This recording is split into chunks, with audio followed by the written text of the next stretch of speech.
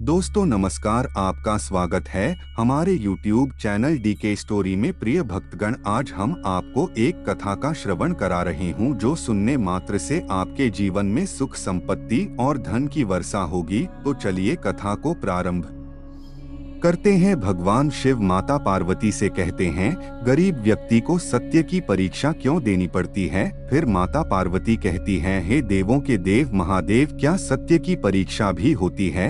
हाँ देवी, अक्सर गरीब व्यक्ति को सत्य की परीक्षा देनी ही पड़ती है।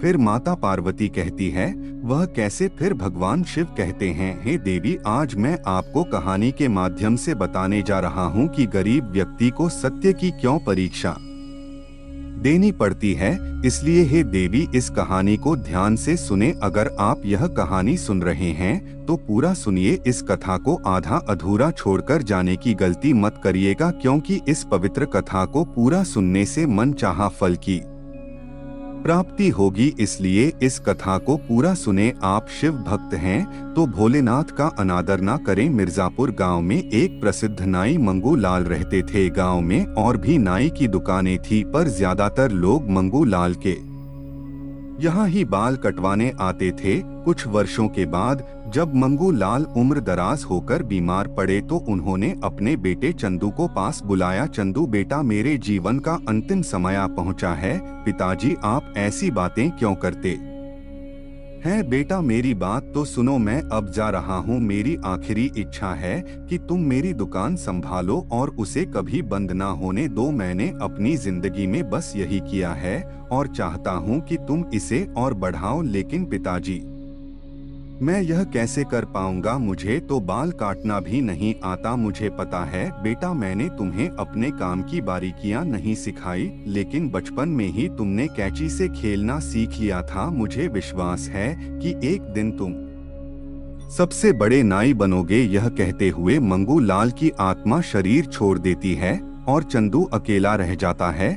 वह अपने पिता का अंतिम संस्कार करता है और अगले दिन दुकान पर जाता है। वहां उसे एक ग्राहक मिलता है। आओ सर, कृपया बैठ जाइए। हमें मंगू लाल जी के जाने का गहरा दुख है।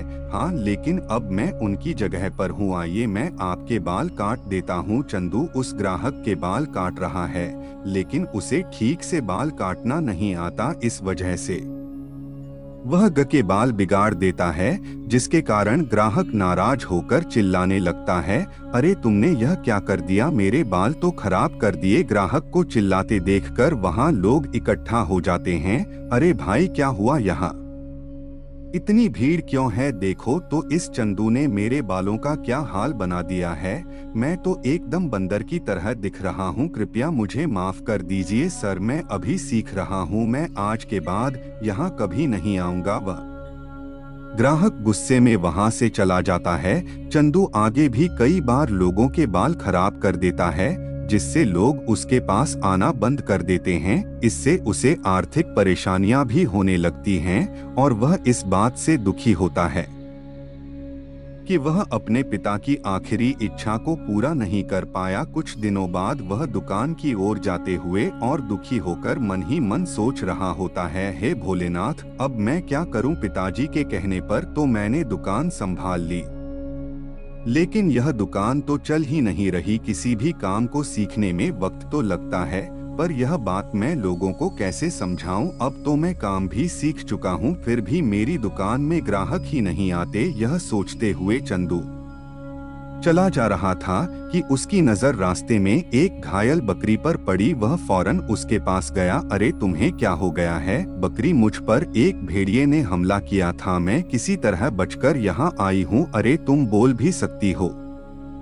हाँ, मैं बोल सकती हूँ। मैंने एक बार एक साधु की जान बचाई थी, तो उन्होंने मुझे वरदान दिया था और तब से मैं इंसानों से बात कर सकती हूँ। अरे वाह, यह तो बड़ी अजीब बात है। चलो तुम मेरे साथ मेरे घर चलो, मैं तुम्हारी मरहम पट्टी कर दूंगा और फिर तुम मेरे साथ ही रहना, ठीक है। चंदू उस बोलने वाली बकरी को अपने साथ अपने घर ले गया और उसकी मरहम पट्टी की। कुछ दिनों बाद बकरी पूरी तरह ठीक हो गई। बकरी रोज चंदू को उदास देखती इसलिए एक दिन उसने पूछा, चंदू मैं तुमसे एक बात पूछूं, तुम रोज इतने उदास क्यों रहते हो, क्या तुम्हें कोई परेशानी है? बकरी की बात सुनकर चंदू ने उसे सारी बात बता दी। तब बकरी ने उसे कुछ कहा, चंदू तुम्हें दुकान के बाहर खड़े होकर सभी को यह बताना चाहिए कि तुम अब बाल काटने में पारंगत हो गए हो, तब देखना कैसे सभी ग्राहक तुम्हारे पास बाल कटवाने आएंगे। बकरी की बात मानकर चंदू ने वैसा ही किया जैसा बकरी ने कहा था।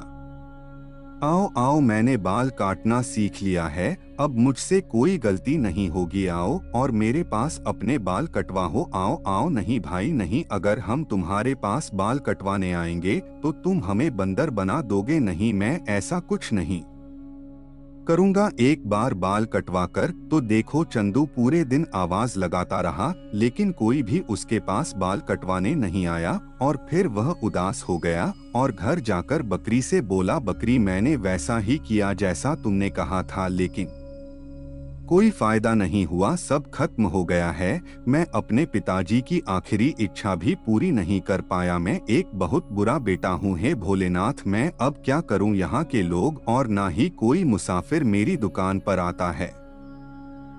अब मुझे कुछ और ही करना पड़ेगा। तुम्हें इतनी जल्दी हार नहीं माननी चाहिए। तुम्हें पता भी है मैं इस दुकान को चलाने की कितनी कोशिश कर रहा हूँ। मुझे पता है तुमने दुकान चलाने की बहुत कोशिश की है, पर अभी एक तरीका बाकी है। कौन सा तरीका है? तुम मेरे ढेर सारे बाल काटो और उन्हें अपनी दुकान में बिखेर दो। इससे क्या फायदा होगा? इससे यह होगा कि जब कोई राहगीर यहाँ से गुजरेगा तो उसे लगेगा कि तुम्हारी दुकान पर बहुत लोग बाल कटवाने आते हैं और वह भी तुम्हारे यहाँ बाल और दाढ़ी बनवाने आएगा। अरे वाह, यह तो एक शानदार विचार है। मैं अब इसे आजमा कर देखूंगा। अगले दिन चंदू अपनी दुकान पर जाता है और वहाँ बकरी के बाल बिखेर देता है। बकरी की यह चाल काम कर जाती है और एक राहगीर उसकी दुकान पर बाल कटवाने आ जाता है। जल्दी ही कई राहगीर चंदू से बाल कटवा कर जाते हैं,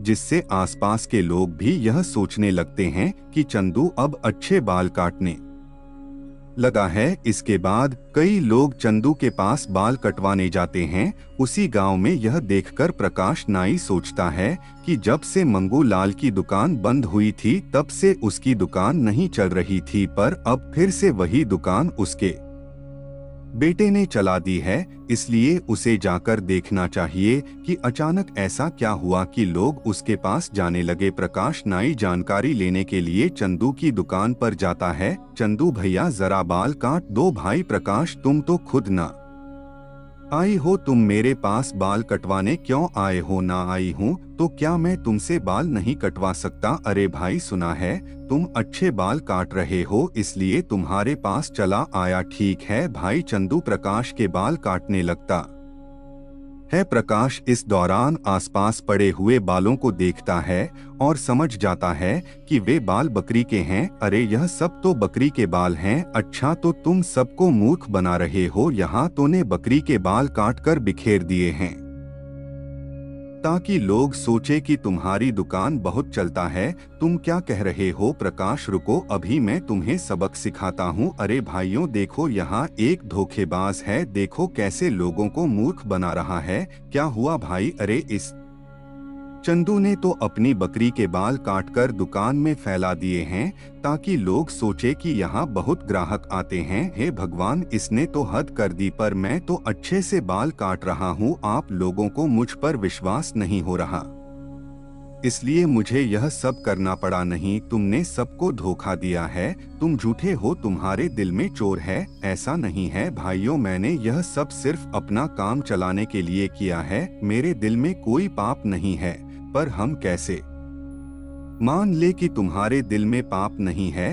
तभी चंदू को एक विचार आता है और वह कहता है, देखो मैं भोलेनाथ का भक्त हूँ और मेरे भोलेनाथ जानते हैं कि मैं सच बोल रहा हूँ। मैं जानता हूँ कि भगवान भोलेनाथ मेरा साथ देंगे। मेरे पास एक बकरी है, आप उससे पूछो कि मैं सही बोल रहा हूँ या गलत। अगर बकरी बोल पड़ी तो मैं सही हूँ और अगर बकरी ना बोले तो आप जो सजा देंगे मुझे मंजूर होगी। लेकिन बकरी कैसे बोल सकती है?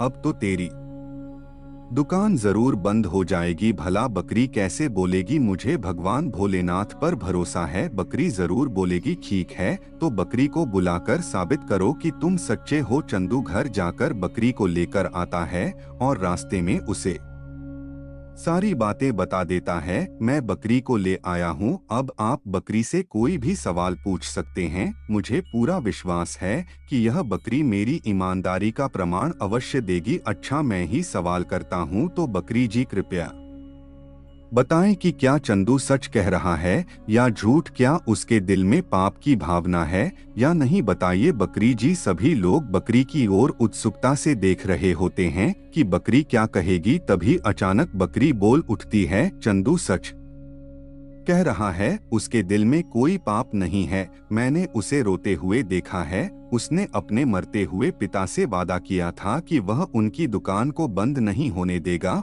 और वह बस इतना ही चाहता है कि उसके पिता की आखिरी इच्छा पूरी हो। बकरी को बोलते हुए देखकर सभी हैरान रह जाते हैं और चंदू से माफी मांगते हैं। चंदू, मुझे नहीं पता था कि तुमने अपने पिता की अंतिम इच्छा को पूरा करने के लिए यह सब किया था। कृपया मुझे माफ कर दो। माफी की कोई बात नहीं है, मैं बस यही चाहता हूँ कि मेरी दुकान भी चले और आपकी भी, और हम सभी मिलजुल कर रहे। चंदू ने बोलती हुई बकरी का सहारा लेकर अपनी चतुराई से अपनी ईमानदारी साबित की और उस दिन के बाद से उसकी दुकान अच्छी चलने लगी। अब चंदू का व्यापार बहुत अच्छा चल रहा था। घर में धन की कोई कमी नहीं थी, लेकिन शादी के साल बाद भी उनके यहाँ संतान नहीं थी। इसलिए चंदू और उसकी पत्नी महाकाल हमेशा भगवान भोलेनाथ से एक बच्चे की प्रार्थना करते रहते थे और फिर 5 साल बाद उनके घर में एक बेटे का जन्म होता है। दुआओं और मन्नतों के बाद मिले बेटे प्रकाश की हर इच्छा वे खुशी खुशी पूरी करते हैं। चंदू और उसकी पत्नी की जिंदगी प्रकाश में ही बसी होती है। प्रकाश जब 16 साल का होता है तो कहता है, पापा मैं स्कूल नहीं जाऊंगा। क्यों नहीं जाओगे स्कूल? पापा मुझे स्कूल में मन नहीं लगता, पढ़ाई नहीं होती और टीचर बहुत होमवर्क देती हैं। अरे मेरे लाडले, तुम्हें स्कूल जाकर पढ़ाई करने की क्या जरूरत है? तुम स्कूल जाओ और अच्छे दोस्त बनाओ। मैंने कब तुम पर पढ़ाई का दबाव डाला है? और होमवर्क की चिंता मत करो, वह सब मैं देख लूंगा। सच पापा, आप दुनिया के सबसे अच्छे पापा हैं। पढ़ाई की चिंता में मुझे स्कूल से नफरत हो गई थी, लेकिन अब मुझे कोई चिंता नहीं है क्योंकि आप मेरे साथ हैं। सुनो, इस तरह से तो वह कभी पढ़ाई नहीं करेगा। आपने यह ठीक नहीं किया। अरे तुम क्यों फिक्र करती हो? स्कूल तो मेरे पैसों से ही चलता है।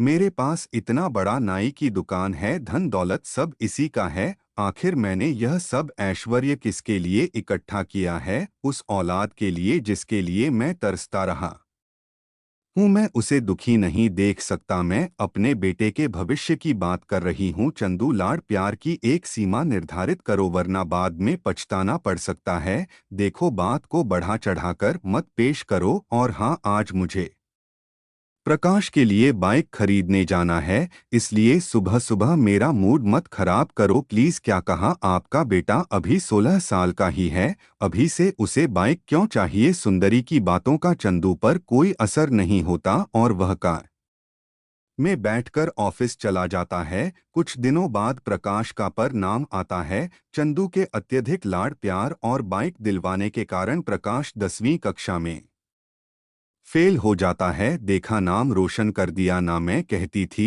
इतनी छोटी उम्र में बड़े शौक क्यों पाले? पढ़ाई के समय में तुम दोस्तों के साथ बाइक पर घूमते हो और डिस्को में जाकर समय बर्बाद करते हो। अरे ठीक है ना, फेल हो गया तो क्या हुआ? प्रकाश 10वीं पास हो या फेल, हमारे नाई की दुकान में तो रहना है ना। उसे चिंता करने की क्या जरूरत है? देखो बेटा, कुछ साल और मजे कर लो, फिर तुझे हमारा व्यापार संभालना है। ठीक है पापा, जैसा आप कहे। इस तरह कुछ और साल बीत जाते हैं। प्रकाश उम्र बढ़ने के साथ और भी अधिक गैर जिम्मेदार होता जा रहा था। सुंदरी के कई बार समझाने पर भी वह कोई काम करना नहीं चाहता था, इसलिए सुंदरी अपने पति चंदू से एक बार फिर कहती है, चंदू तुम ठीक नहीं कर रहे हो, तुम अपने बच्चे को प्यार के नाम पर जहर पिला रहे हो। तुम्हारा प्यार एक धीमा जहर की तरह उसके भविष्य को खत्म कर रहा है। अरे धन्य हो तुम, उसके आने वाले कल की फिक्र क्यों कर रहे हो? उसके पिता है ना उसके साथ, उसे अपनी जिंदगी जीने दो। सही समय आने पर वह खुद ही समझदार और जिम्मेदार बन जाएगा। सुंदरी ने अपने बेटे प्रकाश को अच्छी तरह पहचान लिया था। उसे पता था कि प्रकाश को सुधार पाना अब काफी मुश्किल है, पर चंदू की आंखों पर पता नहीं कौन सा पर्दा पड़ा था कि वह अपने बेटे की अच्छाई बुराई को समझ ही नहीं पा रहे थे। प्रकाश के पास बहुत महंगी गाड़ियां, नाई और जेवरात का भंडार था। चंदू के अत्यधिक लाड़ प्यार ने प्रकाश को बिगाड़ दिया था, और फिर वही हुआ जिसका सबको डर था। एक दिन चंदू के कहने पर भी प्रकाश दुकान जाने को राजी नहीं हुआ। प्रकाश के इस व्यवहार से चंदू बहुत दुखी हुए।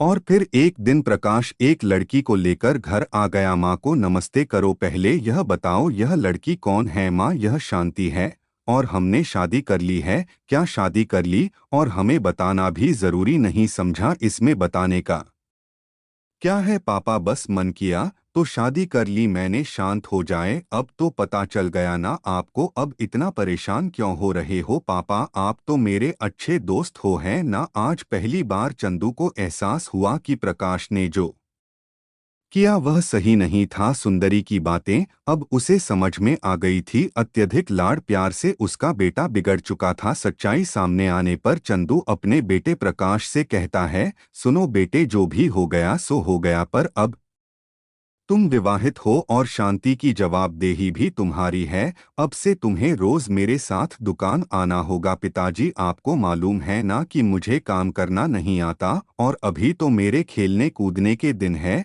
जो बच्चे खेलने कूदने में लगे होते हैं वे अपने माता को बिना बताए शादी नहीं करते। अब बस बहुत हो गया, कल से तुम दुकान जा रहे हो। फिर चंदू और प्रकाश के बीच बहस शुरू हो जाती है। इसी बीच चंदू के सीने में दर्द उठता है। चंदू को तुरंत अस्पताल ले जाया जाता है। वहां पता चलता है कि चंदू के दिल में छेद है और उसे आराम की बहुत जरूरत है। अब तो डॉक्टर ने भी आपको बिस्तर से उठने की मनाही ही कर दी है। बेटे को तो आपने किसी काबिल बनाया कि नहीं, अब यह व्यापार कौन संभालेगा? आवारा बेटे से उम्मीद करना व्यर्थ है। अब हमारे बुढ़ापे का सहारा कौन बनेगा? मैंने गलती कर दी सुंदरी, मुझे नहीं पता था कि मुझे यह दिन देखना पड़ेगा। अगर आज मुझे कुछ हो गया तो तुम दोनों का क्या होगा? जीवन का कोई भरोसा नहीं है। चंदू, आज नहीं तो कल हमें जाना ही है, लेकिन क्या हमने अपने बच्चे को इस लायक बनाया है कि वह दुनिया में अपना गुजारा कर सके? तो चाहे हमारे बिना उसका क्या होगा? उसने आज तक कोई काम नहीं सीखा है, नहीं ही पढ़ाई पूरी की है। आज पत्नी आई है, कल तो बच्चे भी होंगे। इन सबको कौन संभालेगा? तुम सही कह रही हो, लेकिन तुम चिंता मत करो, मैंने इतना धन जमा कर लिया है कि उसे कोई दिक्कत नहीं होगी। देखो चंदू, कल हम रहे या ना रहे, उसे अपनी लड़ाई खुद लड़नी होगी। लेकिन तुम्हारा बच्चा सच्चाई से मुंह मोड़ रहा है, और तुम अपने बेटे की सच्चाई से मुंह मोड़ रहे हो। जो लड़का अपने पिता के साथ दुकान में बैठने के लिए तैयार नहीं है, क्या तुम्हें लगता है कि वह तुम्हारा जमा किया हुआ धन संभाल पाएगा? वह तुम्हारा पैसा उड़ा रहा है। जब यह पैसा खत्म हो जाएगा तब वह क्या करेगा? क्या तुम्हें यह समझ में आ रहा है? देखो चंदू, हर माता पिता का धर्म होता है कि वे दुनिया से जाने से पहले अपने बच्चे को इस दुनिया में जीने लायक बनाकर जाएं। क्या तुमने अपने बेटे को लायक बनाया है? सुंदरी की बात सुनकर चंदू भी गहरी सोच में पड़ जाता है, और फिर मन ही मन ठान लेता है। कुछ समय बाद जब चंदू स्वस्थ हो जाता है, उसे अस्पताल से छुट्टी मिल जाती है। घर वापस आने पर सुंदरी उससे कहती है, देखो बेटा, तुम अपनी मर्जी के मालिक हो और जो चाहो वह करो। मुझे लगता है तुम्हें हमारी जरूरत नहीं है, इसलिए हमने फैसला किया है कि तुम अब यहाँ नहीं रह सकते। प्रकाश कहता है, पापा यह कैसा मजाक है? पिता जवाब देते हैं, यह मजाक नहीं, सच है। देखो मैं मजाक के मूड में नहीं हूँ, तुम मुझे जल्दी से 5 लाख रुपए दो, हमें सिंगापुर के लिए हनीमून के टिकट बुक करने हैं। पिता कहते हैं, 5 लाख क्या, अब तो तुझे 5 पैसे भी नहीं मिलेंगे, चुपचाप अपना सामान बांधो और निकलो यहाँ से। प्रकाश कहता है, पापा आप शांति के सामने मेरी बेइज्जती कर रहे हो, बस बहुत हो गया, यह मजाक अब खत्म कीजिए। पिता जवाब देते हैं, मजाक तो तुमने हमारा बनाकर रखा है, क्या तुम्हें लाड़ प्यार देना हमारी गलती थी, तुम वारा बन गए हो। बच्चे माँ बाप के बुढ़ापे का सहारा होते हैं, लेकिन तुम्हें तो मैं अपना बेटा कहने में भी शर्माती है। पढ़ाई तुमसे हुई नहीं और काम तुमने सीखा नहीं, जिम्मेदारी का मतलब भी तुम्हें पता नहीं, और तुम शादी करके आ गए हो। चंदू कहता है, पापा अगर आपने एक शब्द और कहा तो मैं सच में घर छोड़कर चला जाऊंगा। पिता कहते हैं, हाँ चले जाओ, मैं भी तो यही कह रहा हूँ, जाओ और बाहर से कुछ कमाकर दिखाओ, मेहनत कर करो, बिना बाप के नाम के एक दिन तो बाहर निकल कर देखो, तुम्हें आटे दाल का भाव पता चल जाएगा। अपने पिता की इन बातों को सुनकर प्रकाश गुस्से में अपनी पत्नी के साथ घर छोड़कर चला जाता है। उसे बड़ी मुश्किल से किराए का एक घर मिलता है और फिर वह काम की तलाश में निकल पड़ता है, लेकिन प्रकाश के पास ना तो अनुभव है, ना ही डिग्री और ना ही काम करने का कोई कौशल, इसीलिए वह नौकरी से वंचित रह जाता था। रोजाना प्रकाश नौकरी की खोज में घर से बाहर जाता और खाली हाथ लौटकर निराश होता। एक महीना बीत गया और मकान मालिक ने किराए की मांग शुरू कर दी। किराया चुकाना तो दूर, प्रकाश के घर में खाने तक की कमी हो गई थी। उसे नौकरी मिलने की संभावना भी नहीं दिख रही थी। वह निराशा में अपना सिर थामे बैठा था। तभी उसे याद आया कि आज उसके पिता का जन्मदिन है। उसे खुद पर गलानी होने लगी कि वह अपने पिता के सामने कैसे जाए। तब प्रकाश ने अपनी जेब टटोली और उसमें से निकाले उन रुपयों से उसने फूल खरीदे और एक कागज पर जन्मदिन मुबारक हो पापा लिखकर घर की ओर चल पड़ा। पिता के सामने जाने का विचार करते हुए उसने सोचा कि वह फूल दरवाजे पर रखकर वापस चला जाएगा। जब प्रकाश घर के दरवाजे पर फूल रखने जा रहा था तो उसने अपने माता पिता की बातें सुनी। मुझे पता है प्रकाश को कितनी परेशानी हो रही होगी, लेकिन मैं उसे कैसे बताऊं कि मेरे पास पास अब कुछ ही दिन बचे हैं। मैं चाहता हूं कि मेरे जाने से पहले वह अपने पैरों पर खड़ा हो जाए, इसीलिए मैंने उसे घर से निकाला था। आपने बिल्कुल सही किया है, कभी कभी बच्चों को सही रास्ता दिखाने के लिए सख्ती जरूरी होती है। मुझे विश्वास है कि वह समझ जाएगा कि हमने जो किया उसके भले के लिए किया। प्रकाश ने यह सुनकर सब समझ लिया और फिर अपने माता पिता के पास जाकर कहा, पापा मैंने आपकी सारी बातें सुन ली हैं, आपने जो भी किया मेरे भले के लिए किया है। अब मेरा फर्ज है कि मैं भी आपके लिए कुछ करूं। पापा मैं आपको कुछ नहीं होने दूंगा, आपको इलाज के लिए अमेरिका ले जाऊंगा और आज से आपका दुकान और घर की सारी जिम्मेदारी मेरी है, बस आप आराम कीजिए, देर आए दुरुस्त आए। बेटा तेरी बात सुनकर मुझे अच्छा लगा, जन्मदिन मुबारक हो, यह फूल मैं आपके लिए लाया हूँ, देखो मेरा बेटा कितना समझदार हो गया है, यह फूल लेकर आया है। प्रकाश ने कहा, पापा मैंने जो दोस्तों के साथ समय बिताया उन्हें स्मार्ट समझा, लेकिन जब मेरे पास पैसे खत्म हुए तो सभी दोस्त गायब हो गए। जब मुझे मदद की जरूरत थी तो कोई भी काम नहीं आया,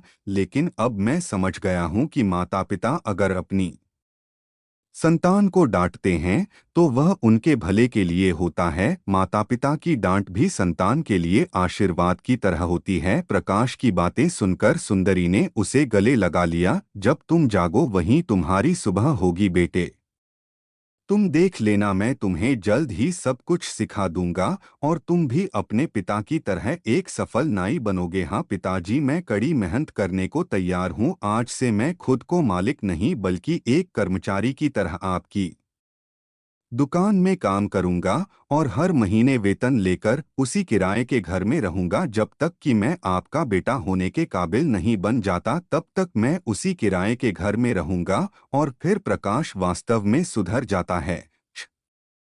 महीने के भीतर वह दुकान के सभी काम सीख लेता है और अपने घर वापस आ जाता है। प्रकाश के वापस आने पर सुंदरी और चंदू बहुत खुश होते हैं। अब वे सभी खुशी खुशी अपना जीवन बिताते हैं। कुछ साल बाद अब प्रकाश और उसकी पत्नी शांति और उसकी बेटी रागिनी के साथ उस घर में रहती थी। उसका सारा धन संपत्ति पिता के इलाज में बिक चुका था, यहाँ तक कि उसकी दुकान भी बिक चुकी थी। वह उसी दुकान पर नाई का काम करता था और बड़ी मुश्किलों से अपना गुजारा कर रहा था। सुनते हो, तुम खर्राटे भरकर सो रहे हो जबकि घर में जवान बेटी है और तुम्हें चैन की नींद आ रही है। सुबह सुबह क्या बड़बड़ा रही हो? बड़बड़ा भी तो क्या करूं, तुम्हें तो बेटी की शादी की कोई चिंता ही नहीं है। बेटी जवान हो गई है, थोड़ी तो चिंता करो। चिंता तो मुझे भी बहुत है, लेकिन अच्छा व मिले तो सही। पर पड़ोसी विनीता ने एक रिश्ता बताया है। उसका कहना है कि लड़का बहुत अच्छा है, कल वह हमारे घर आकर रागनी को देखेगा। ये तो ठीक है, पर शादी के लिए पैसे भी तो चाहिए। हमारा तो मुश्किल से गुजारा होता है। रागनी की शादी कैसे करेंगे? अगले दिन लड़के वाले रागिनी को देखने आते हैं। आपकी बेटी हमें पसंद है, अब थोड़ी औपचारिक बातें कर लें। हमारा लड़का इंजीनियर है और हम दहेज के सख्त खिलाफ हैं, लेकिन अगर आप उपहार के रूप में 20 तोला सोना, लाख नकद और एक कार देंगे तो हम यह रिश्ता स्वीकार कर लेंगे। लड़के वालों की दहेज की मांग सुनकर वे दोनों अवाक रह जाते हैं। लड़का तो अच्छा है, पढ़ा लिखा और सफल भी है, यह सही है, पर बेटी की शादी के लिए दहेज कहाँ से लाऊं? बिना दहेज के तो कोई भी अपने बेटे की शादी हमारी बेटी से नहीं करेगा। दहेज तो देना ही पड़ेगा। अगर यह रिश्ता नहीं हुआ तो दूसरा अच्छा रिश्ता मिलना बहुत कठिन है। दहेज के लिए पैसे का इंतजाम किसी भी तरह से करना होगा। हाँ, सेठ से उधार मांगू तो वह भी इतना उधार नहीं देगा। प्रकाश अपनी दुकान के साथी से बात करता है, पर वह भी उधार देने से मना कर देता है। जब प्रकाश घर लौटता है तो शांति उसे काफी उलाहना देती है। यह सब सुनकर वह बहुत दुखी हो जाता है और जंगल की ओर निकल पड़ता है। चलते चलते वह रास्ता भूल जाता है और एक नदी के किनारे जाकर बैठ जाता है। अरे, मैं कहाँ आ गया हूँ? रागिनी की शादी की चिंता में इतना खो गया कि मुझे रास्ते का भी पता नहीं चला। यहाँ से तो मुझे घर का रास्ता भी नहीं पता। शाम होने वाली है, अब तो वैसे भी रास्ता नहीं मिलेगा। चलते चलते प्यास भी लगी है। अच्छा है कि पास में नदी दिख रही है, मैं इसी से पानी पी लूंगा। जैसे ही प्रकाश पानी पीने के लिए नदी में हाथ डालता है, उसमें से एक राक्षस निकलकर सामने आता है और उसे देखकर प्रकाश डर जाता है। हाँ हाँ, तुम इस नदी के पानी को नहीं पी सकते। इस नदी पर मेरा अधिकार है, मेरी अनुमति के बिना यहाँ किसी को पानी पीने की इजाजत नहीं है। मुझे बहुत जोर की प्यास लगी है, कृपया मुझे थोड़ा पानी पिला दो। पानी पीकर तुम क्या करोगे? तुम्हें तो मैं खा ही जाऊंगा, क्योंकि मैं कई दिनों से भूखा हूँ। भगवान भोलेनाथ के लिए मुझे जाने दो। इतने दिनों बाद एक इंसान मिला है, उसे भी भगवान भोलेनाथ के लिए छोड़ दूं? नहीं नहीं, आज तो मैं तुम्हें खा लूंगा और अपनी भूख शांत करूंगा। प्रकाश को रोते हुए देखकर राक्षस उससे पूछता है। कहते हैं कि मरने वाले की आखिरी इच्छा पूरी करनी चाहिए। तुम बताओ, तुम्हारी आखिरी इच्छा क्या है? प्रकाश कहता है, मेरी आखिरी इच्छा ऐसी है जिसे आप पूरा नहीं कर सकते। राक्षस कहता है, मैं तुम्हारी इच्छा जरूर पूरी करूंगा, बताओ क्या चाहते हो? प्रकाश कहता है, मैं एक गरीब आदमी हूं और मेरी एक बेटी है जिसकी शादी करनी है। शादी तय हो सकती है, लेकिन लड़की के ससुराल वाले दहेज मांग रहे हैं। अगर मैं दहेज नहीं दे पाया तो शादी नहीं हो पाएगी। मेरे पास उसकी शादी कराने के लिए पैसे नहीं है। तो तुम क्या चाहते हो? मैं चाहता हूँ कि मेरी बेटी की शादी हो जाए। क्या तुम मुझे दहेज के लिए पैसे दे सकते हो? शादी के अगले दिन मैं यहाँ वापस आ जाऊंगा और तुम मुझे खा लेना। राक्षस प्रकाश की बात सुनकर भावुक हो जाता है और कहता है, यह लो पैसे और जाओ अपनी बेटी की शादी धूमधाम से करो, लेकिन याद रखना शादी के अगले दिन तुम्हें मेरा भोजन बनने के लिए यहाँ वापस आना होगा, वरना मैं तुम्हारे घर आकर तुम्हारे पूरे परिवार को खा जाऊंगा। मैं तुमसे वादा करता हूँ कि बेटी की शादी के बाद अगले दिन मैं यहाँ लौट आऊंगा। ठीक है? राक्षस से मिले धन से प्रकाश अपनी बेटी की शादी कर उसे विदा करता है। फिर अगले दिन अपने वादे को पूरा करने के लिए प्रकाश नदी की ओर जाने की तैयारी करता है। तब उसकी पत्नी कहती है, अरे बेटी को विदा किए अई एक दिन भी नहीं हुआ और तुम कहाँ निकल पड़े? हाँ, तुम अपना ख्याल रखना शांति, मेरे जाने का समय आ गया है। तुम ऐसे कहाँ जा रहे हो कि मुझे ख्याल रखने के लिए कह रहे हो? हाँ, मैं तुम्हें यह नहीं बता सकता, वैसे भी तुम सब कुछ तो बताते नहीं हो, अब भी नहीं बताओगे तो क्या फर्क पड़ता है? ठहरो, मैं तुम्हारे लिए रोटी पैक कर देती दे हूँ, दोपहर में खा लेना। ठीक है? शांति प्रकाश के लिए 2 रोटी पैक कर देती है। प्रकाश उन रोटियों को लेकर उसी जंगल में पहुंच जाता है, लेकिन मौत के मुंह में जाने से पहले उसे रोटी खाने का मन नहीं करता, इसलिए वह जंगल में एक पेड़ के नीचे बैठ जाता है। अब मैं अपनी जिम्मेदारियों से मुक्त हो चुका हूँ, बेटी अपने घर में खुश रहेगी और शांति अपना जीवन खुशी से बिता लेगी। अब चाहे राक्षस मुझे खा भी जाए, मुझे कोई गम नहीं। तभी उसकी नज़र एक भूखी गिलहरी पर पड़ती है। उसकी भूख को समझकर प्रकाश गिलहरी को 2 रोटियां खिला देता है। गिलहरी ने रोटी खाई और वहां से निकल गई। प्रकाश को उसे संतुष्ट देखकर बड़ी प्रसन्नता हुई। मैं खुश हूं कि मैंने मरने से कम एक अच्छा काम तो किया, किसी भूखे का पेट तो भरा। अब राक्षस मेरा इंतजार कर रहा होगा, मुझे वहां